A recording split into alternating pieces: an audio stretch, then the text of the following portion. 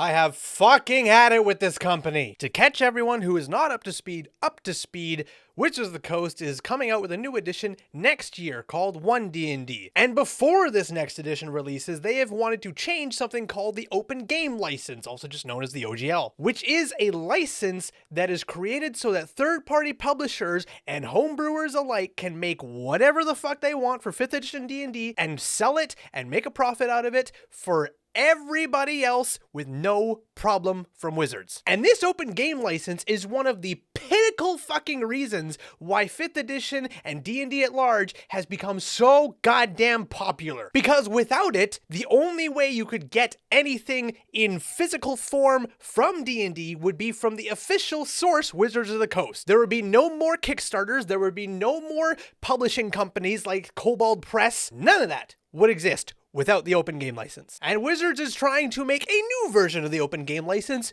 which is not an open game license. This new version that they are trying to create is an open game license in name and name only. If you want more information about this, I've made 2 videos about it already, you can linked up here. And if you'd like even more information, I'm going to link a creator known as D&D Shorts, who's pretty much been the frontliner for all of this. Now, after making those 2 videos on the OGL, I decided until Wizards made a full statement officially about the OGL, I was going to keep my mouth silent on the matter and not make any more videos. But today, Wizards did make an official statement about the OGL leaks and rumors, and it's not good. Now, my last video talked about how Wizards of the Coast was going to be updating the OGL and sending it out and having it out fairly soon here. And I initially praised them for that because I was very happy that the OGL was in fact going to stay for the next edition. They mentioned they were going to make some changes, but I was very optimistic about those changes because we are in a very different world now than we were when OGL was originally created. And as they mentioned in that statement,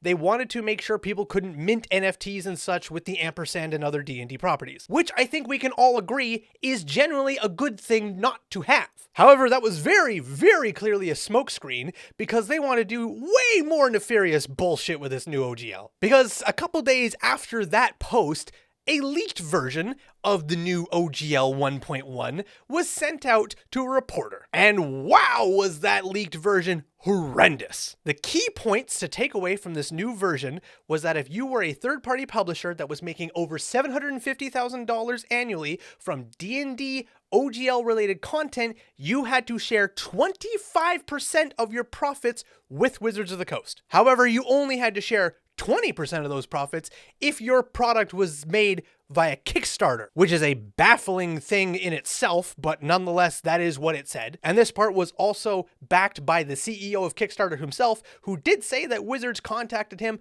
about this 20% revenue share. They also stated that regardless of the revenue you make from your third-party content, it may belong to you, but Wizards can use it, distribute it without crediting you or doing anything with regards to you, but they can just take all the content you make for D&D and use it as they'd like. Sure, you still own it, but you give Wizards permission by signing this new OGL to just use it freely, as if it was already theirs. Now, for me, the most disgusting part of this whole leak was that in it, they state that the old OGL will no longer be authorized, which is probably the most baffling part to me and a lot of you, because a lot of you left comments on my video saying that they could never get rid of the old OGL.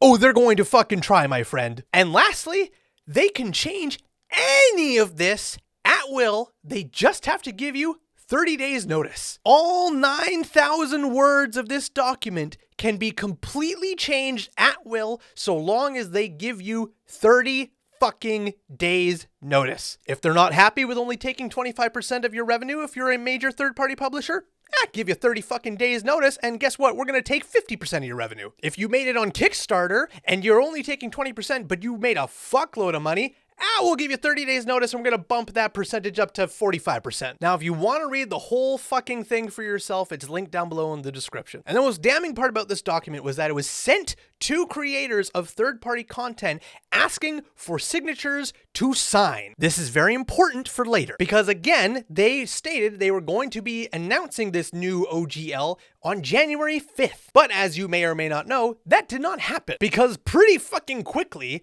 word got around of this new 1.1 and how it was worded and stated, and to say people were a little dissatisfied with it is an understatement. So now the backlash has really started to grow. The fire is burning and a bit of wood is being put on the fire by Wizards not saying a fucking thing. But before they could even do the live stream, the fire must have caught way too much smoke and they started choking on the fumes because they canceled the fucking thing. But don't you worry, because the FAQs they were going to talk about in that live stream also got leaked. And it doubled down on the fact that even though the old OGL is stated to be irrevocable, they were going to get rid of it by very clearly stating as their first FAQ, is the old OGL 1.0A going to remain in effect?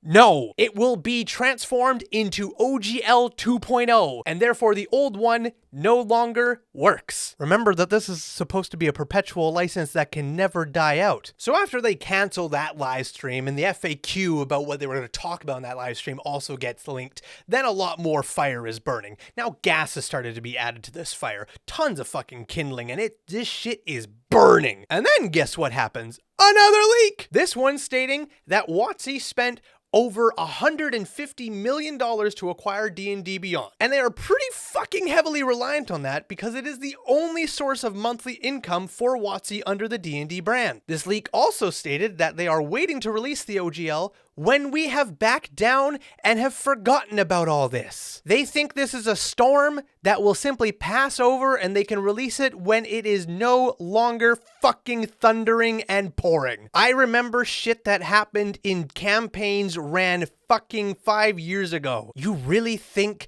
I or anyone else in this community is going to forget that you tried to pull this bullshit on us? You have no fucking idea. But since D&D Beyond's acquisition is the only thing giving them a monthly revenue source and they are pretty fucking reliant on that revenue source, you can guess what happened. People started canceling their D&D subscriptions in fucking droves. So now that the whole fucking WotC house is burning and the smoke is getting so fucking bad that they gotta come out of their house and ask us for water pretty fucking soon here, then we get an official response. And let me tell you, this response is full of fucking bullshit, lies, gaslighting, and like you're being spoken to as a 3-year-old. Now I am going to go over this response in its entirety to point out all the fundamental fucking flaws there are in this, but if you want to just read it for yourself, it is also linked down below. This response also proves that all the leaks we've been getting thus far are true. They are 100% fact. When we initially conceived of revising the OGL, it was with 3 major goals in mind. First, we wanted the ability to prevent the use of D&D content from being included in hateful and discriminatory products. Second, we wanted to address those attempting to use D&D in Web3, blockchain games, and NFTs by making clear that OGL content is limited to tabletop role-playing content like campaigns, modules, and supplements. Now, of course, saying that they're protecting it from Web3, blockchain games, and NFTs sounds like a good thing, because that is a thing that pretty much everybody hates right now. So they start off, with a little bit of a good foot, right? Oh, but they slip and fall real fucking fast here. And third, we wanted to ensure that the OGL is for the content creator, the home brewer, the aspiring designer, our players in the community, not major corporations to use for their own commercial and promotional purpose. What fucking major corporations are you talking about, Wizards? You are a multi-billion-dollar company. You make billions of dollars in revenue. There is not a single fucking company within the realm of tabletop RPGs that makes anywhere fucking near the amount of profit that you do. You are the single only company that this statement falls under, and no one is anywhere near close. Driving these goals were 2 simple principles. 1, our job to be good stewards of the game. You fucking failed at that. And 2, the OGL exists for the benefit of the fans. Nothing about those principles has wavered for a second. The current OGL exists for the benefit of the fans. Absolutely. Your new one does not. It exists or is trying to exist for the benefit of you and solely you. That was why our early drafts of the new OGL included the provisions they did. It was not a draft. Wizards of the Coast knows how to make a draft because they've been making drafts for fucking years. It's called Unearthed Arcana. When they want to make changes to the game, they make a bunch of suggestions and release it as Unearthed Arcana. And then several weeks later, they will ask you to fill out a survey about what you think of Unearthed Arcana. And then they will take that survey into consideration. And several months to a year down the line, we will then see the changes made to that Unearthed Arcana show up in official printings. That is a draft, and you've been doing that for years. Do not try and bullshit us by saying that this leaked OGL 1.1 was just a draft when you sent it to third-party publishers asking for NDAs and signatures in the same fucking document. Drafts do not ask for signatures. Drafts do not come out within fucking days of them being sent out. You are calling it a draft in order to make it seem like this was a work in progress document. It was not. It was finished and ready for publishing, but you've backpedaled so fucking hard because of the amazing amount of outlash you've gotten and, by and large, the amount of downfall of revenue you are now starting to see. That draft language was provided to content creators and publishers so their feedback could be considered before anything was finalized. This was already finalized because, once again, you asked for signatures. In addition to language allowing us to address discriminatory and hateful conduct and clarifying what types of products the OGL covers, our drafts included royalty language designed to apply to large corporations attempting to use OGL content. There is no large corporations in this industry, wizards. It's only you. It was never our intent to impact the vast majority of the community. Goddamn, I wish I had a sense of smell right now because I imagine the bullshit is overwhelming. However, it's clear from the reaction that we rolled a 1. The first true statement thus far, and we are over halfway through this document. It has become clear that it is no longer possible to fully achieve all 3 goals while staying true to our principles. So here's what we are doing. The next OGL will contain the provisions that allow us to protect and cultivate the inclusive environment we are trying to build and specify that it covers only content for tabletop role-playing games. That means that other expressions, such as educational and charitable campaigns, live streams, cosplays, VTT uses, etc. will remain unaffected by any OGL update. Content already released under 1.0a will also remain unaffected. Content already released, huh? How the fuck do you think you were going to try and backpedal on content already released? You honest to God think any company out there who's already made OGL content for 1.0a is suddenly going to be like, well, we released this several months ago, now you've changed the OGL, I guess we owe you royalties now? For content that was made under a different license several months ago? Are you fucking shitting me? What it will not contain is any royalty structure. It will also not include the license back provisions that some people were afraid was a means for us to steal work. Not some people, wizards. Everyone. That thought never crossed our minds. Bullshit! Under any new OGL, you will own the content created. This is sneaky fucking language. Because while you may own the content, that does not mean we can't freely license it out and use it in our books, in our novels, in our websites, in anywhere we decide to. Because while you might own the content, that doesn't mean we can't just use it freely at will. You owning the content sounds good, but legally, it does not work that way. And Wizards abso-fucking-lutely knows that, which is why it is worded as such. Any language we put down will be crystal clear and unequivocal on that point. The license back language was intended to protect us and our partners from creators who incorrectly allege that we steal their work simply because of coincidental similarities. As we continue to invest in the game that we love and move forward with partnerships in film, television, and digital games, that risk is simply too great to ignore. There is some truth to that I can allow, but it's really not the bigger issue at hand. The new OGL will contain provisions to address that risk, but we will do it without a license back and without suggesting we have rights to the content you create. Your ideas and imagination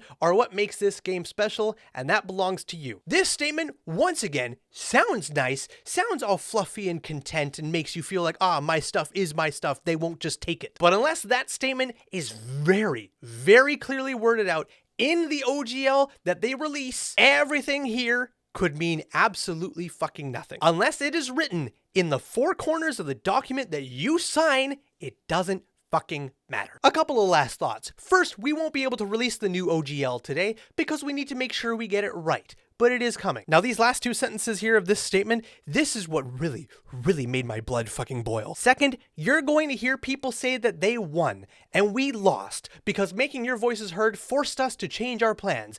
those people will only be half right. They won, and so did we. Why the fuck does this suddenly have to turn into a goddamn fight? This was never about winning or losing. This was never a fucking competition between you and us. But it is so unbelievably, fundamentally fucking clear that the reason for this new revised OGL is pure fucking greed. We just want to continue the way things have been. Keep OGL 1.0A unaffected. Do not fucking change a thing about it, and there would be no fight. There would be no backlash. There would be no outrage. None of this would have to happen. But because you deem that D&D is heavily undermonetized, here we are. Our plan was always to solicit the input of our community before any update to the OGL. No, it fucking wasn't. Again. 1.1 was ready. It was going to be coming out on the 5th of January. The document that was sent to all the third-party publishers asked for signatures. You did not ask for input from the community. You asked third-party publishers to sign it and commit to it without question. The drafts you've seen were attempting to do just that. We want to always delight fans and create experiences together that everyone loves. We realize we did not do that this time, and we are sorry for that. You are not sorry for that. You're sorry you got caught. You're sorry that your fucking shit got leaked by your own employees, mind you. You're sorry to see that the people you employ are actually on our side in all of this. Our goal was to get exactly the type of feedback on which provisions worked and which did not, which we ultimately got from you. Any change this major could only have been done well if we were willing to take that feedback no matter how it was provided. So we are. You were not willing to take feedback, Wizards. That's why you did not announce the OGL 1.1 document. You sent it to third-party publishers, asked them not to leak it, and sign it that day. Thank you for caring enough to let us know what works and what doesn't, what you need and what scares you. Without knowing that, we can't do our part to make the new OGL match our principles. Without knowing what you will fight us on and what you won't fight us on, we can't continue to incorporate our greed into your daily lives. Finally, we'd appreciate the chance to make this right. We love D&D's devoted players and the creators who take them on so many incredible adventures. We won't let you down. Guess what, Wizards? You already did. You have let us down so fucking far. And rest assured, they are going to try and make the new OGL match their principles and their principles only. They do not love us devoted players.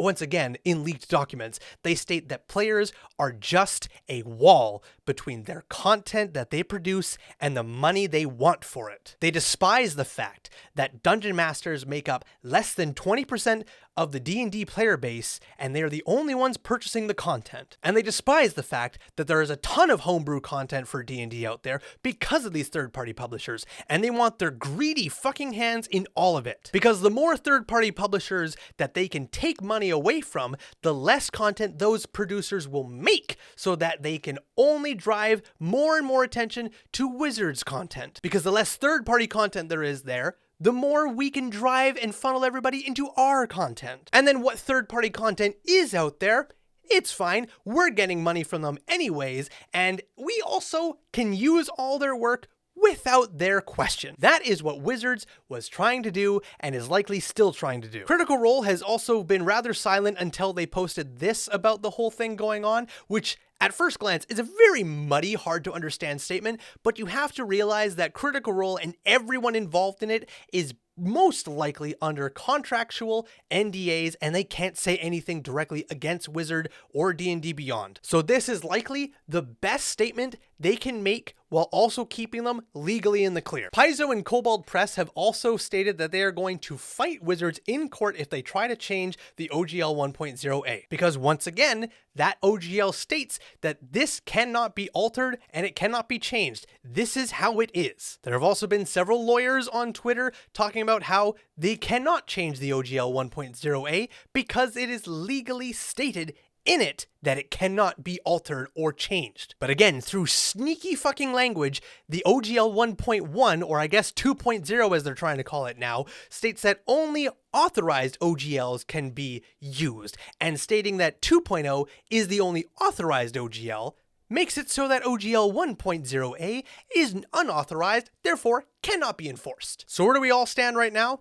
Unfortunately, we're still waiting. The best scenario in all of this is that OGL 1.0a remains untouched and active, because this allows any third-party publisher to make content for 5th edition without any ramifications from Wizards of the Coast. Exactly how things are right now. And even if Wizards wants to push out this OGL 2.0, so long as it does not retroactively change OGL 1.0a, that's fine, because it will only hinder third-party publishers making content for the next edition of D&D, but they will still be able to continue to create content for 5th edition. And like I stated in the first video I made about the OGL, I don't need Wizards of the Coast to enjoy Dungeons & Dragons. I have so many D&D 5th edition books from Wizards, and I have a lot of third-party content also on the way and here that I can make campaigns for years. I don't need a new edition. I enjoy 5th edition a lot. The last thing I will say about all of this is that as a D&D content creator, it is a little scary for me right now, because I still want to make videos discussing Dungeons & Dragons, because I do love Dungeons & Dragons, but I want to be very, very clear. I love Dungeons & Dragons, the game.